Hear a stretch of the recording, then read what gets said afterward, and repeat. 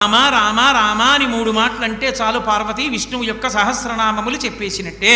సంస్కృత భాషలో అక్షరాలని లోకి మార్చేటటువంటి సంప్రదాయం ఉంది. రా 2 మా 5.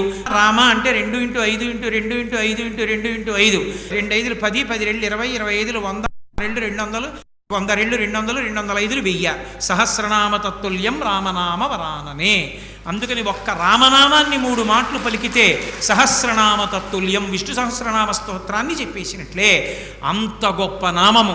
ఆ నామాన్ని ఎలా పలకచ్చు అని అడిగారు. బిడ్డ పేరు పెట్టి పిలిచిననైనా, ఏదో ఎకసక్కంబనకైన పద్య గద్య గీత భావార్థములనైనా కమలనయను పిలువ కలుష హరము.